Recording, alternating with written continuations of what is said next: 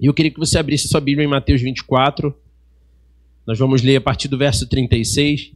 Mas a respeito daquele dia e hora, ninguém sabe, nem os anjos dos céus, nem o Filho, senão o Pai. Pois assim como foi nos dias de Noé, assim será também a vinda do Filho do Homem. Pois assim como nos dias anteriores ao dilúvio, comiam e bebiam, casavam e davam-se em casamento, até o dia em que Noé entrou na arca, e não o perceberam, até que veio o dilúvio e os levou a todos. Assim será também a vinda do Filho do Homem. Feche teus olhos. Pai, muito obrigado, Senhor. Obrigado porque a Tua palavra é a verdade, Senhor. Ela é viva e ela é eficaz. Não as minhas palavras, Senhor, mas a Sua palavra é viva e eficaz. Por isso, nessa manhã, Espírito Santo, pedimos o Teu auxílio. Deus, nós já adoramos ao Senhor, nós abrimos o nosso coração, nós rasgamos o nosso coração em adoração ao Senhor, mas no momento da Tua palavra, é o Senhor quem abre o coração para nós e nós estamos atentos e com os nossos corações cheios de expectativa por aquilo que o Senhor quer falar nessa manhã. Senhor, ministra aos nossos corações, abre o nosso entendimento e que essa mensagem, essa palavra, Senhor, que é viva e eficaz, possa trazer transformação na nossa caminhada. É o que nós pedimos e mais uma vez clamamos, fica conosco, Espírito Santo. Em nome de Jesus oramos. Amém e amém. Você pode se assentar? Nós lemos um capítulo muito emblemático, um capítulo muito importante no livro de Mateus, que fala sobre os últimos dias, sobre o princípio das dores, sobre a grande tribulação. E a gente falou sobre os dias de Noé. E eu quero ler com você rapidamente o versículo 37. Pois assim como foi nos dias de Noé, assim será também a vinda do Filho do Homem. Olha o verso 38. Pois assim como nos dias anteriores ao dilúvio, comiam, bebiam, casavam e davam-se em casamento, até o dia em que Noé entrou na arca. Eu acho que ninguém aqui tem dúvida de que Jesus está voltando, amém? E aí, sabendo disso, na verdade, vamos lá, eu tenho 22 anos de Nova Jerusalém, 22 anos de convertido, né? Tive minha experiência no retiro, lá no sítio para onde vocês vão no dia 17. Eu fui alcançado por Deus, salvo e batizado com o Espírito Santo na cama do alojamento. Então aquele lugar é diferente. E desde aquela época, eu já ouço que Jesus está voltando. E eu quero trazer essa perspectiva, porque é justamente a questão do tempo que vai talvez permear toda a mensagem que nós vamos compartilhar nessa manhã. Nós lemos aqui no verso 38 que nos dias anteriores ao dilúvio, o povo comia, bebia, casava e dava-se em casamento, até o dia em que Noé entrou na arca. Eu te pergunto, de tudo isso que nós listamos, o que é pecado? Comer, beber, casar ou dar-se em casamento? Alguma dessas coisas é pecado, irmãos? Não. Então, qual era o problema disso? Qual é o contexto? Por que que isso foi citado como algo que parecia um problema aqui? A questão que a gente precisa perceber é que essas coisas revelam que o coração das pessoas estava em muitas coisas, menos em Deus. Eles estavam, em outras palavras, totalmente, diga comigo, distraídos. E sabe o que foi mais alarmante para mim quando eu li essa passagem? É que, ainda que nós estejamos na igreja, ainda que nós sirvamos na casa do Senhor, nos nossos dias, nós corremos um grande risco de estar mais distraídos do que aquele povo. Porque é interessante que quando nós lemos essa passagem, nós lembramos do contexto de Noé. Nós lembramos que a corrupção era gigante, o povo... Deus olhou para a humanidade e falou assim, olha, Deus olhou para a humanidade e falou assim, não tem jeito. Vamos ter que resetar. Vamos ter que zerar. E aí Deus buscou um homem que pudesse recomeçar tudo. E ele então achou Noé. E aí quando você percebe o contexto do povo, você pensa, não, mas a gente não está daquele jeito. Nós estamos na igreja, nós servimos ao Senhor. Só que, se nós estamos falando sobre um povo que comia, bebia, casava, se dava em casamento, é interessante que Jesus ele não apontou toda a lista de pecado que nós lemos quando nós pegamos o contexto dos tempos de Noé. Ele fala sobre coisas que são comuns à nossa vida. Eles comiam, bebiam, casavam-se e davam-se em casamento.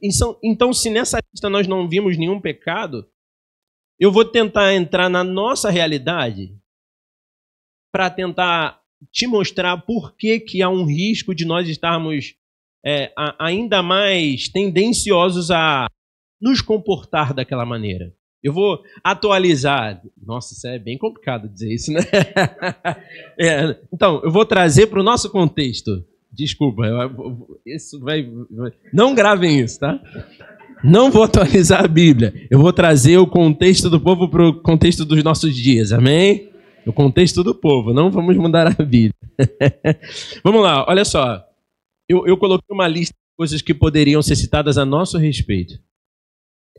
Do tempo de Noé, né, e até de Jesus, quando ele estava citando Mateus 24, de lá para cá, o estilo de vida mudou muito. Tá? Então, hoje seriam assim: comiam, bebiam, casavam-se, estudavam, treinavam, empreendiam, assistiam série, iam ao shopping, ouviam podcast, respondiam e-mails, mandavam zap, viam vídeo no YouTube, jogavam videogame, curtiam post no Instagram, criavam conteúdo para o Instagram, TikTok, Facebook, faziam lives, assistiam futebol e etc. Até que Noé entrou na arca.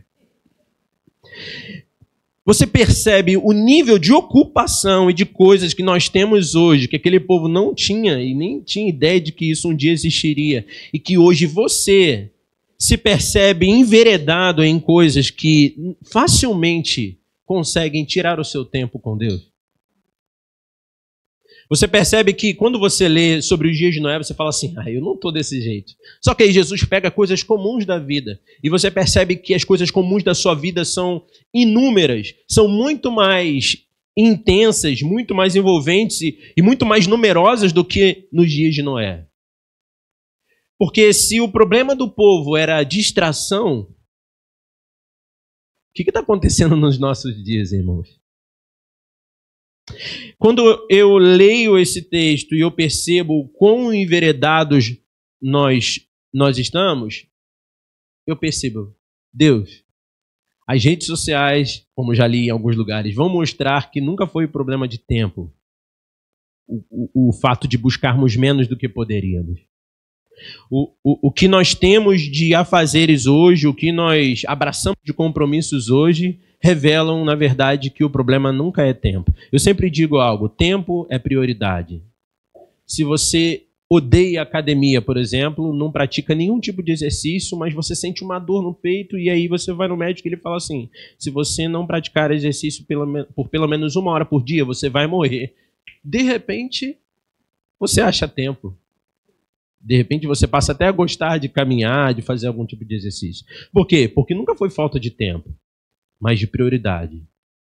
Então, quando nós nos encaixamos nesse texto, nós percebemos que estamos muito mais envolvidos em muitas coisas do que aquele povo. E que tudo isso pode facilmente nos distrair. Você entende até aqui? Amém? Deixa eu continuar. Então, além dessa perspectiva, tem algo que nos conecta com o estado do povo de Noé. Eu disse para você que eu estou há 22 anos na igreja. Mas eu já vou à igreja com meus tios, por exemplo, que são os primos de algum grau da família do pastor Pedro, desde pequeno. Meus pais não eram da igreja. E mesmo pequeno, eu tenho 38 anos, eu já ouvi que Jesus estava voltando. Agora pega o contexto de Noé. Noé ouviu uma palavra e começou a compartilhar isso e avisar as pessoas e construir uma arca. E as pessoas vendo o que estava acontecendo. Queridos, do tempo, a gente vai falar sobre isso já já, mas do momento em que Deus liberou a palavra para Moisés até que o dilúvio veio, se passaram aproximadamente 100 anos. 100 anos. E eu disse para você... Eu tenho 30 e poucos anos ouvindo que Jesus está voltando e ele ainda não voltou. A pergunta é: quantas pessoas você conhece que, com o passar do tempo, foram abandonando a fé? Quantas pessoas você conhece, convive, que com o passar do tempo abandonaram as promessas de Deus para a sua própria vida? Quantos têm promessas aqui, palavras de Deus sobre a sua vida para se cumprir? Diga amém. Olha, no dia... não lembro o dia exato, mas foi na quarta-feira de cinzas do carnaval de 2002. Eu tive uma experiência no alojamento na terça-feira à noite. Não teve culto, foi no alojamento conversando. O Espírito Santo encheu aquele alojamento. Todo mundo sentiu.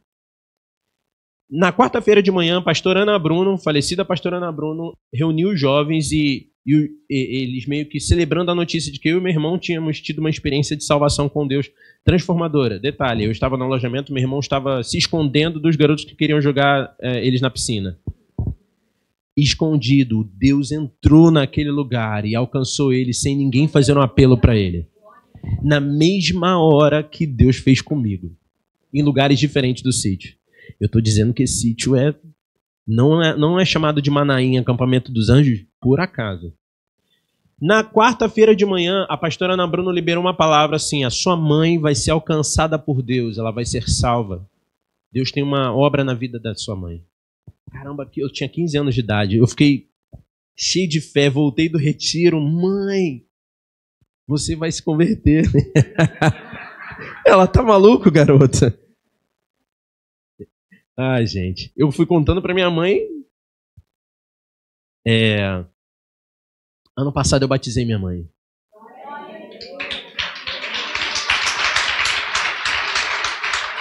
E eu tô falando pra você que eu fiz isso 22 anos depois que eu recebi essa palavra. E eu ainda orava por ela. Senhor, salva minha mãe. O Senhor tem uma palavra. Eu estou falando para você de um contexto em que um homem deu uma palavra assim, ó, Deus vai mandar um dilúvio. E ele começou a fazer algo, revelando que isso era uma realidade na qual ele realmente estava envolvido. E todo mundo via, e eu vou dizer para você que é possível que alguns estavam ali tendenciosos a crer. Mas foram 100 anos. Sabe aquela sensação? Não vai mais acontecer. Diga para o seu irmão, a promessa do Senhor, ela não volta vazia. E eu quero falar uma coisa para você. A Bíblia diz que todas as coisas cooperam para o bem daqueles que amam a Deus, dos que foram chamados segundo o seu propósito. A minha mãe veio para Jesus por causa de um câncer. E é incrível poder ver uma situação dessa e entender na prática o que significa todas as coisas cooperam para o bem daqueles que amam a Deus. Cara, eu nunca vi a minha mãe como ela está. Detalhe, quinta-feira eu dei aula no seminário, aí no final eu pedi até oração aos irmãos, porque eu falei assim, amados, amanhã de manhã, hoje foi aniversário da minha mãe quinta-feira, na sexta-feira de manhã ela ia fazer a primeira sessão de quimioterapia. Queridos, é a segunda vez que a sessão de quimioterapia é marcada, nós oramos e acontece alguma coisa que desmarca essa sessão. Eu falei, Deus, se o Senhor quiser curar minha mãe, eu estou crendo todo dia e orando todo dia. E também vou falar sobre isso já. Vou chegar nesse ponto aqui na mensagem. Então, eu estou dizendo para você que o tempo, o pastor Antônio Cirilo uma vez falou, eu nunca mais esqueci, o tempo é inimigo da paixão. Às vezes você está envolvido com algo que Deus falou com você, você está engajado, só que o tempo vai esfriando. E eu creio que eu estou falando para alguém aqui nessa manhã. Sabe, às vezes você tem algo que Deus falou claramente para você. Às vezes é o seu ministério. E eu estou falando de coisas que tem tempo. E talvez você já até desistiu de orar. Só que a palavra de Deus não muda. Nele não há mudança nem sombra de variação, é o que diz a palavra do Senhor. Eu esperei 22 anos e eu estou dizendo isso para você para que você volte a orar. Para que você volte a crer. Para que você volte a se envolver. Porque é possível que alguns tenham crido na palavra de Noé no início. Pensando, esse cara não é louco. Eu conheço Noé. Ele é um cara temente, ele é um cara íntegro, ele é um cara sério. Ele não ia falar uma besteira dessas. Mas foram passando 10 anos, 20 anos, 30 anos. E Eu acho que não vai mais acontecer. Né? Eu acho que algum sonho, alguma coisa que ele teve. A pergunta é, nós estamos firmes na promessa da vinda de Jesus? Isso é muito sério, querido. Sabe por quê? Eu estou pulando algumas coisas aqui, mas eu vou deixar o Espírito Santo conduzir. Qual é a sua esperança? Ontem eu estava ministrando na consagração do pessoal do vocal. Eu sou líder do vocal lá na igreja. Sobre as 3 virtudes que o apóstolo Paulo fala em 1 Coríntios 13. Ele fala sobre fé, esperança e amor. Amém? O maior deles é o amor. Então, muito se fala sobre amor. Muito se fala sobre fé. Mas não se fala tanto sobre a esperança. E a esperança é um fundamento. Sabe por quê? A fé é uma convicção, é uma certeza. Eu creio para agora. Mas e se não acontecer agora? O que sustenta a sua fé é a esperança. E a esperança é a sua expectativa do futuro. O que você espera para o futuro fundamenta o seu presente. Quando eu pergunto qual é a sua esperança, quando a gente fala sobre a volta de Jesus, se essa não for a sua esperança, o que você está fazendo na igreja? Porque a sua esperança por Ele fundamenta o fato de você estar aqui. Você faz a ceia até que Ele venha. Isso fundamenta a nossa vida cristã. A pergunta é, qual é a nossa esperança? Segura essa questão da esperança que eu já vou voltar nela. Então, eu falei de um ponto onde há muitas distrações e eu falei de um outro ponto onde o tempo foi um problema. Mas em todos os casos houve uma desconexão. E ainda que não fosse uma lista de pecados que foi colocada em Mateus 24, todos se enquadraram nesse mesmo caso. Se desconectaram de Deus. Estavam distraídos demais. Deus, mas eu nem estava pecando. Eu quero te contar uma coisa. Satanás, abre o seu coração para o que eu vou falar. Satanás, ele está de fato empenhado em te fazer pecar. Mas existe algo que eu percebo que ele está ainda mais empenhado. Ele está cada vez mais empenhado em te distrair. Sabe por quê? Porque quando eu e você pecamos, a Bíblia diz que se confessarmos os nossos pecados, Ele é fiel e justo para nos perdoar os pecados e purificar de toda injustiça. Mas quando você perde tempo, esse tempo nunca mais volta. Você tem um chamado de Deus para viver algo e você está empurrando com a barriga, como dizem. Eu quero te dizer uma coisa muito séria. Existem oportunidades que nunca mais vão voltar. E eu vou falar para você, Satanás, ele sabe muito bem disso. Ele sabe o potencial que você tem, ele sabe o que você já poderia estar vivendo com Deus, e ele vai fazer de tudo para te distrair o máximo que ele puder. Nos últimos dias, vamos ver pessoas que tinham tudo para estar queimando por Jesus, completamente distraídas. Completamente desconectadas. Eu quero dizer algo para você. Às vezes você está se esforçando para dar fruto e parece difícil. Não deveria ser. Sabe por quê? Porque se Jesus é a videira verdadeira e nós somos ramos, nós precisamos entender que nenhum ramo de qualquer árvore que você veja aí na rua, o ramo não pode dar fruto por si. O que faz o ramo dar fruto é a raiz. Se um ramo tiver caído no chão, ele nunca vai dar fruto, por mais força que ele pudesse fazer.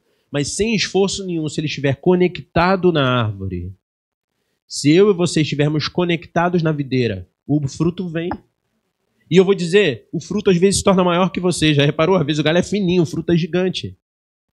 Por quê? Porque ele não vem de você. Mas o simples fato de você permanecer. É por isso que a palavra permanecer aparece 11 vezes em João capítulo 15. Quando Jesus fala, eu sou a videira verdadeira. Aquele que permanece em mim, eu permanecer. A palavra permanecer aparece 11 vezes. Para te lembrar que o segredo para frutificar não é correr atrás do vento, é simplesmente permanecer. Conectado. Só que Satanás ele tem trabalhado com afinco para te distrair, para te desconectar. Você pensa assim, mas eu nem estou pecando. Se ele conseguir te distrair pecando, melhor ainda para ele. Mas se ele simplesmente conseguir desconectar você do seu propósito, o tempo que você está perdendo jamais vai voltar. E isso é um compromisso dele. Ele está trabalhando incessantemente por isso. Amém? Vou passar para o próximo tópico para a gente poder acabar logo. Então, nos últimos dias, nós sabemos que teremos muitos distraídos, desconectados e despreparados. Eu disse para você que do momento que Deus fala com Noé sobre o dilúvio até o dia do dilúvio se passaram aproximadamente 100 anos. O último versículo do capítulo 5 de Noé, o capítulo 6 começa a descrever o dilúvio, fala sobre a descendência de Noé e fala sobre o dilúvio. No último versículo do capítulo 5 de Gênesis, vai dizer que Noé tinha 500 anos quando ele gerou seus filhos. Então ele tinha 500 anos. E o capítulo 7, o capítulo após a promessa do dilúvio, quando o dilúvio começa, capítulo 7, verso 6 diz que Noé tinha 600 anos quando o dilúvio começou. Então se passaram aproximadamente 100 anos. E aí eu pergunto para você, Noé estava fazendo o quê durante esses 100 anos? Construindo a arca. Diga comigo, Noé estava trabalhando. Noé estava se preparando para esse dia. Agora, falamos sobre a volta de Jesus, falamos sobre Maranata, falamos que, sei lá quantos anos você tem de igreja, você com certeza já sabia que Jesus estava voltando. Você está se preparando? E aí, esse é um ponto muito importante, porque se preparar é diferente de aguardar. São coisas completamente diferentes, tá? Vamos lá. Noé foi salvo juntamente com a sua família. Por que Noé foi salvo? Perdão, não queria falar de Hebreus, esquece Hebreus nesse momento. Gênesis capítulo 6, verso 9, diz que Noé era justo, íntegro e andava com Deus. Então, Deus já está falando a mesma coisa. Deus estava fazendo parte de toda a rotina de Noé. Ele de fato andava com Deus. A pergunta é, nós andamos com Deus? Existem perguntas, queridos, que nos constrangem, porque elas deveriam ser facilmente respondidas com um sim. Tipo assim, você tem certeza que o Senhor Jesus é seu amigo? Quem tem essa certeza? Você é amigo dele? Porque o que é um amigo? É alguém com quem você sempre pode contar, né? Você pode confidenciar, você pode contar sempre. Isso é um amigo, amigo mesmo. Sabe aquele amigo que você fala assim, no meu dia mal eu não pude contar com ninguém, mas com essa pessoa eu pude contar. Isso é amigo. Deus está contando com você? São coisas básicas da nossa caminhada com Deus que deveriam ter uma resposta simples e sem pensar. Sim, lógico, Deus está contando comigo. Deus pode contar comigo. Eu estou à disposição dele. Eu não venho só para a igreja e ouço e encontro meus amigos aqui. Não, eu tenho falado com Deus diariamente. E eu ouço Deus. São perguntas que nos constrangem, mas que precisam ser feitas, porque nós precisamos voltar a esse lugar de ter essa convicção. Assim como Noé, que foi salvo no dilúvio, cara, um homem e sua família, pensa nisso, toda uma cidade, todo um povo, um homem e sua família foram achados justos, íntegros e que andavam com Deus. Eu não vou nem perguntar se você acha que você seria incluído na arca naquela... Não, deixa isso para lá. Nós andamos com Deus. Deus faz parte do nosso dia. Esse é um ponto. Outro ponto. Noé, ele sabia que o dilúvio tinha uma data. Ainda que ele não soubesse o dia exato. Mas uma coisa é certa. Ele trabalhou por isso. Vou falar de novo. Noé trabalhou por isso até que o dilúvio chegou. Ele trabalhou com todo o engajamento que ele podia ter por isso, até o dia do dilúvio. Então, quando nós falamos sobre se preparar para a volta de Jesus, eu não estou falando só de, estou sabendo que ele está vindo, né? Vamos ver aí quando ele chegar e vamos ver no que vai dar. Cara, a gente está engajado nisso. Sabe, quando eu falo sobre Noé andar com Deus, quando essa semana eu dou aula no seminário de música, né? No nosso seminário teológico. E essa semana, entre os tópicos, os pilares de música 1 que eu ministro, eu falo sobre a música na Bíblia.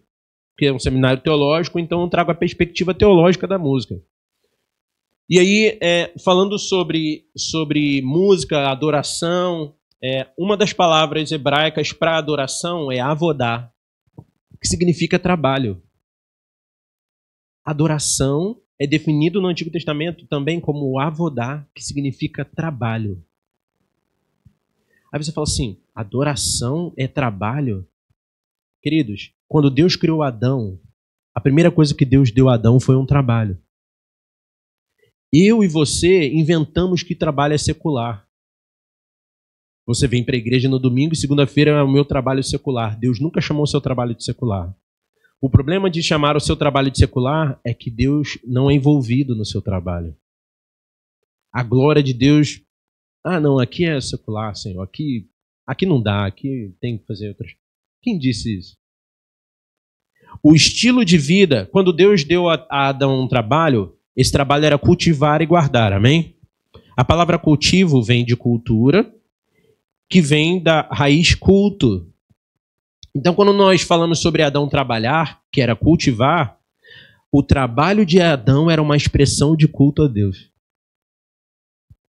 Aí eu digo para você, Noé entendia isso. Porque o trabalho dele era claro para ele, que era algo que ele fazia para o Senhor. O nosso trabalho é para o Senhor? Eu estou falando de distrações. O seu trabalho ele não pode ser uma distração. Ele precisa ser uma extensão de um lugar onde a glória de Deus vem por sua causa.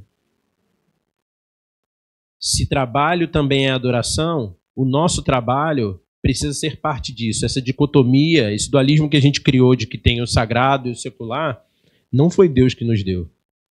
Nós criamos isso. Só que a gente separa Deus do nosso trabalho, daquilo que nós fazemos. Mas eu sou dona de casa. Caramba, aí mesmo que você tem que incluir Deus no seu trabalho, irmãos. Porque a sua casa precisa ser cheia da glória de Deus. Então, Noé, ele não tinha essa divisão. E ele trabalhava por isso. Porque ele entendia. O dilúvio vai chegar. A qualquer momento. E eu quero te dar uma notícia.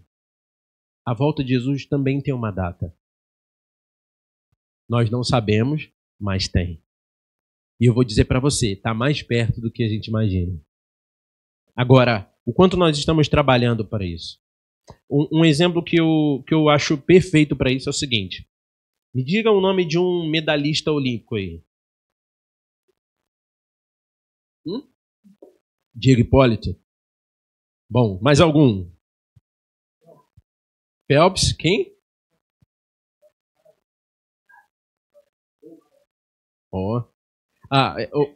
Eu vou pegar um exemplo que o Igor deu, porque até onde eu sei ele é só ouro.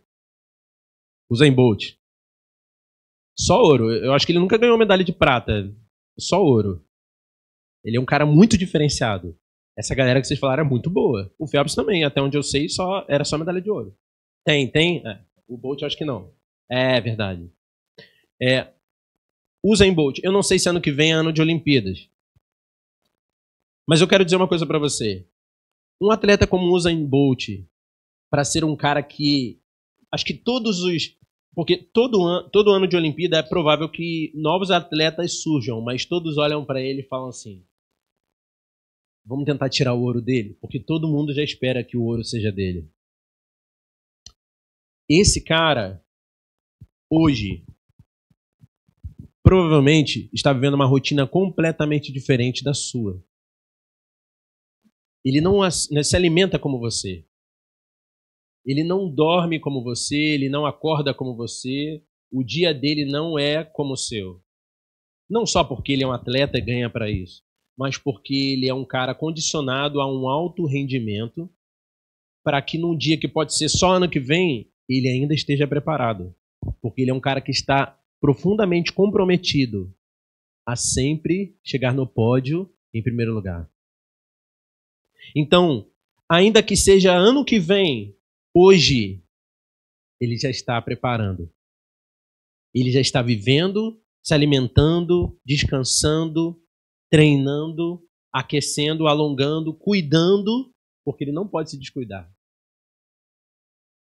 Eu não sei se vocês já pegaram alguma semelhança, mas esse cara sabe que no grande dia ele precisa estar no pódio e não em qualquer posição. Eu digo para você que nós também temos um grande dia nos aguardando. E a recompensa é muito maior do que o ouro que ele pode receber. Nós vamos pisar no ouro. Esse valor que o ouro tem aqui vai ser o chão, as ruas de ouro. Ainda há um grande dia que nos aguarda. E como nós estamos nos preparando para esse grande dia? Eu comecei essa mensagem colocando uma lista de distrações que muitos de nós aqui nos envolvemos. Alguns poucas coisas dessas, alguns todas essas coisas, alguns muitas. Mas eu quero dizer uma coisa. Essas coisas elas não podem te tirar do foco desse grande dia. Para que não sejamos nós aqueles que vão estar distraídos como quando chegar o grande dia em que Jesus descreve que será como nos dias de Noé. Comiam, bebiam, casavam, davam-se em casamento. Até que Noé, até que os seus escolhidos, até que aqueles que estão realmente engajados, entregues, vivendo por uma causa, entrariam. E ele ficou para trás.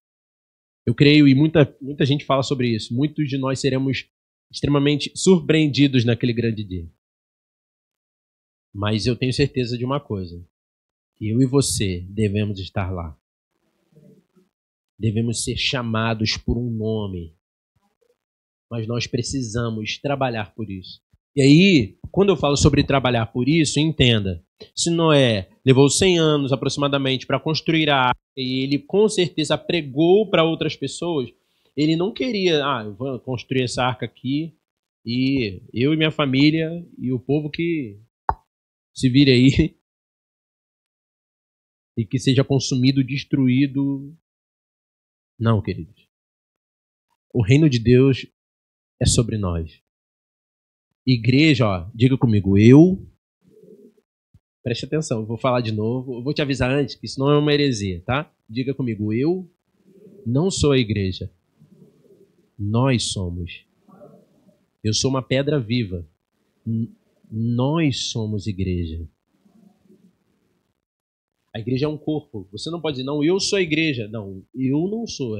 Nós somos a igreja. Então, eu não posso estar sozinho nisso.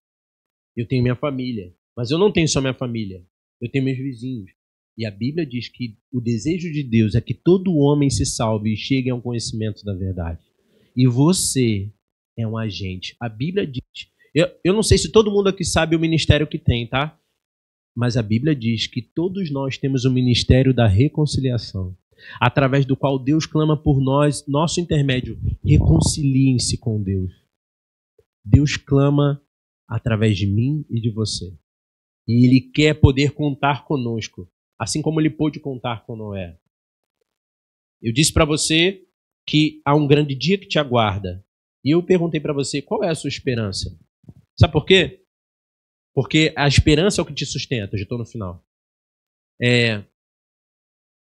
A sua esperança é o que vai mover você na direção do propósito de Deus para a sua vida. Quando Jesus ele alcançou a sua vida, quando você foi salvo em Cristo Jesus, você não recebeu tudo. Pô, John, que estranha essa frase que você falou. Alguém aqui ainda fica enfermo? Alguém aqui já perdeu o emprego depois que aceitou Jesus? Ainda passa por perrengue, por lutas? Jesus não te deu tudo. Quando Jesus alcançou você, Ele te deu uma esperança. A Bíblia diz que as tribulações do tempo presente, elas não podem se comparar com a glória que há de ser revelada em nós. Então, você só consegue olhar para essa glória e fazer essa comparação do tempo presente, das tribulações do tempo presente, e suportar o tempo presente quando seus olhos estão na glória, quando você tem uma esperança. Então Jesus salvou você, você ainda passa por lutas, você ainda passa por enfermidades e muitas outras coisas. Porque quando Jesus morreu na cruz e te redimiu, ele não te entregou tudo, mas ele te deu uma esperança. E é por isso que Cristo em nós não é a glória ainda. Cristo em nós é a esperança da glória. Você precisa viver por uma esperança. Porque senão, querido, você não resiste às lutas no caminho. É a sua esperança que te fundamenta.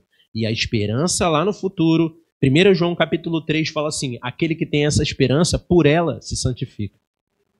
Então, aquilo que você espera no futuro fundamenta o seu presente. Se você não tem uma esperança, você só está vivendo. E aí, toda essa lista de coisas, por mais que não sejam pecaminosas, estão consumindo você e o seu tempo que poderia ser dedicado ao Senhor. Você entende isso, amém? Então, se Noé, por 100 anos, preparou tudo para que acontecesse o grande dia, nós também temos um grande dia que nos aguarda e que Deus quer uma igreja que não apenas espera, mas que prepara o caminho. Amém? João, como é que eu preparo o caminho? Para fechar. Primeiro, conhecendo a vontade de Deus. Como? Oração. Não tem outro segredo. Jeremias 33:3 diz, clama a mim e responder-te-ei. Mas calma aí. Eu vou responder tudo que você me pedir. Tudo que você clamar. Clama a mim. Eu vou te responder. Mas depois que eu te responder, fica mais um pouco comigo. Porque eu quero te anunciar coisas grandes e ocultas que você não sabe. Vida de oração proporciona isso. Conhecimento da vontade de Deus. Conhecimento da vontade de Deus vai gerar entendimento. E esse entendimento vai te fazer, inevitavelmente, a andar como ele andou. E eu vou fechar aqui. Andar como ele andou. E eu precisava chegar nesse ponto. Que nem o pastor Rafinha fala assim, e agora eu começo a pregar. Ele já falou isso aqui assim, tipo no final eles... Aí o povo olha pro relógio, não, pera, calma aí. Tô brincando, eu não vou começar, mas agora eu cheguei num ponto que eu precisava. Eu preciso orar para conhecer a sua vontade, isso gerar entendimento. E a partir disso eu começo a andar como ele andou. E aí eu me lembro de Pedro. Pedro, quando... No capítulo em que Jesus ele anda sobre as águas, o barco estava cheio de discípulos. Jesus vem andando, eles acham que é um fantasma, entram em desespero. E Jesus fala assim, não tenha medo, sou eu.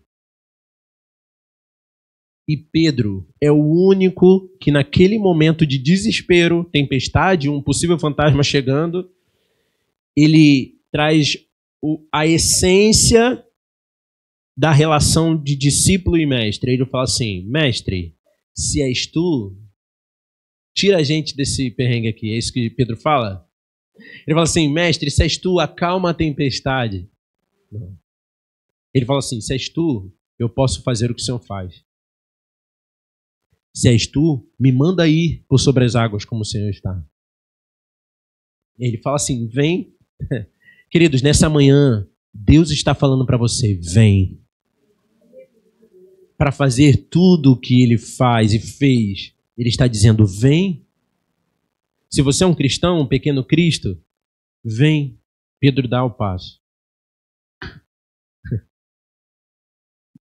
E imagina a mente daquele cara assim. Que isso, cara? Assim, cadê a física? Eu estou pisando sobre as águas.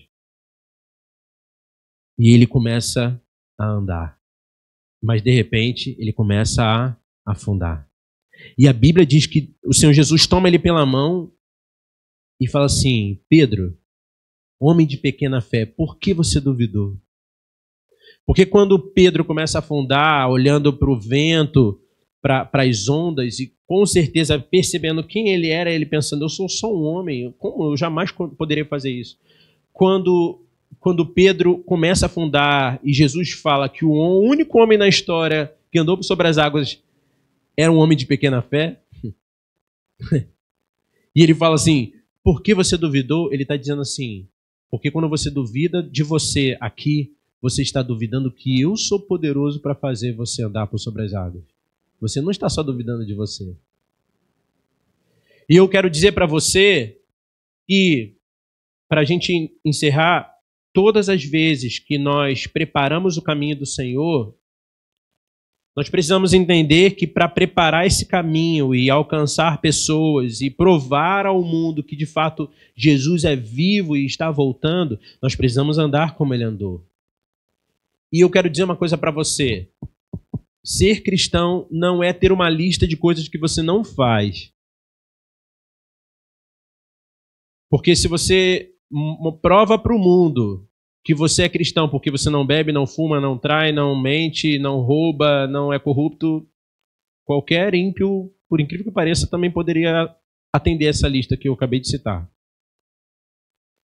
Eu perguntei isso uma vez num acampamento jovem e eles responderam tudo isso. Eu falei assim, como você prova para o mundo que você é um cristão? Aí ele falou, eu não roubo, eu não saio com qualquer garota. Eles falaram de tudo. Tudo que eles não fazem. E aí depois eu perguntei, o que Jesus fez para provar que ele era o Messias, o Filho de Deus? Ele curou os enfermos, ele expulsou os demônios, ele ensinou, ele pregou o reino, ele cuidou, um monte de coisa. Eu falei assim, caramba, você percebe que todas essas coisas que você não faz, com certeza Jesus também não fazia? Mas quando você responde qual era a prova de que ele era o Filho de Deus, você não falou sobre coisas que ele não fazia. Você falou sobre coisas que ele fazia. O que você tem feito? Esses dias, a fé ela nos leva a nos arriscar. Você pode orar por alguém enfermo e essa pessoa não ser curada.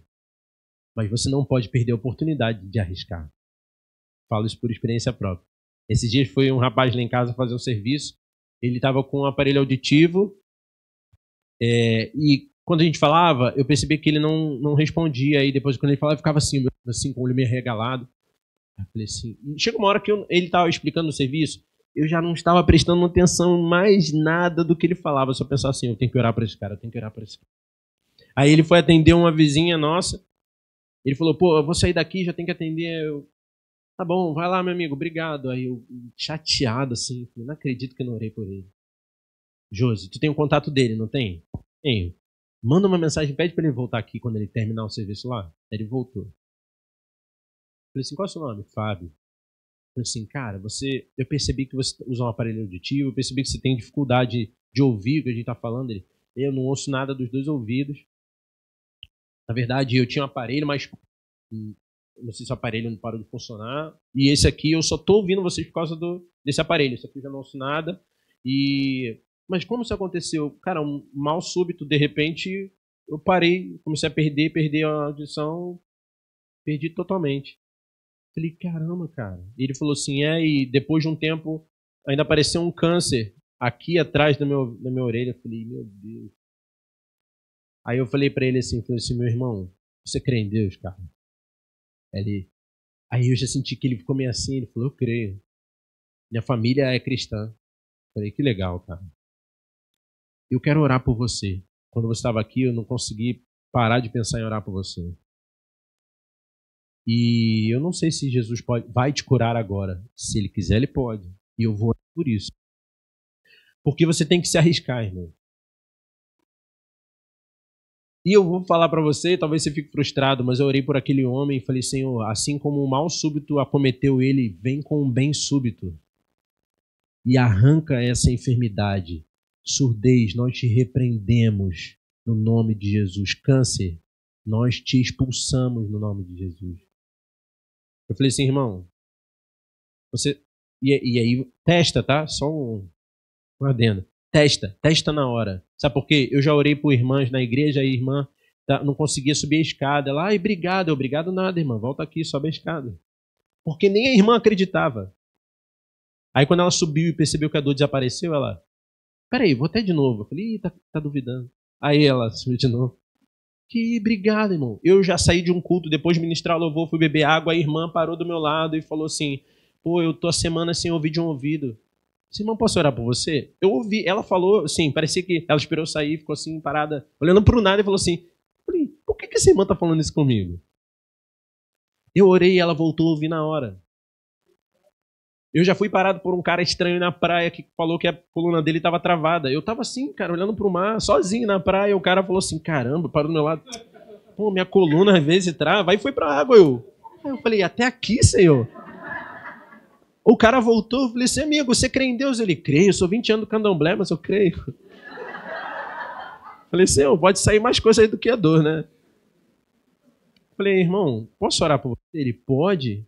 Você se incomoda se eu botar a mão nas suas costas? Onde é a dor? Ah, eu tô todo travado. Senhor, pá, oramos. Tipo, 3 segundos de oração. Assim, ele, pô, obrigado. Aí ele saiu. Aí eu continuei, né? Daqui a pouco ele voltou, ele falou assim, irmão, quando você botou a mão em mim e começou a orar, a minha coluna fez assim, prá, ela destravou na hora. Aí eu falei, irmão, Deus tem um plano para sua vida. Você acha que você falou comigo à toa? Deus queria fazer algo hoje com você. E eu já orei por pessoas que não aconteceu nada. Mas já tive muitas experiências de cura.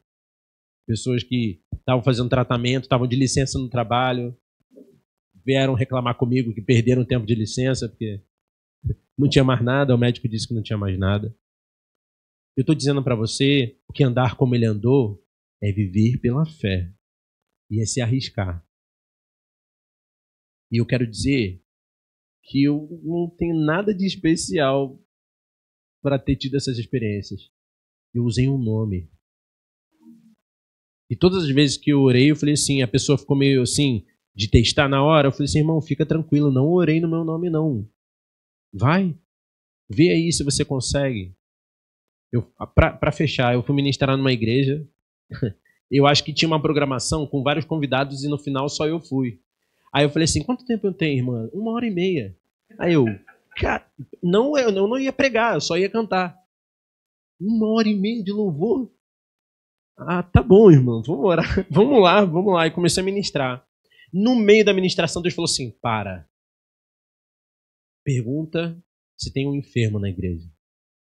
E aí eu parei e falei assim, irmãos, Deus está me tocando aqui para fazer uma pergunta. Tem alguém com uma enfermidade que entrou sentindo muita dor e tal? Ninguém. Eu falei assim, Senhor, tá brincando comigo, né? Ninguém levantou a mão. Aí eu, amém. Eu falei, não, peraí. Tem alguém? Não tem ninguém. Aí eu vi uma senhora assim, ó, saindo de trás de uma moça maior que ela, assim. Aí eu, senhora, vem aqui. Aí eu perguntei o que ela tinha, ela falou que tinha um problema na coluna e que ela falava assim, meu braço só levanta até aqui.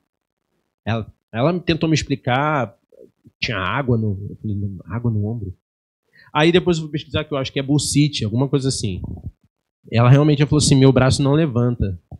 A oração foi, Senhor, ela nunca mais vai deixar de levantar os seus braços para adorar ao Senhor. Pode levantar o braço, irmão. Cara, quando a irmã fez assim, ela ficou meio assim, pode levantar, irmão. Aí ela fez assim. Cara, quando ela fez assim, a igreja explodiu. Aí eu falei assim, caramba, senhor, nem precisava de 1h30, era só orar pela senhora aí. Fui completamente dispensável aqui, era só orar e nem precisava cantar.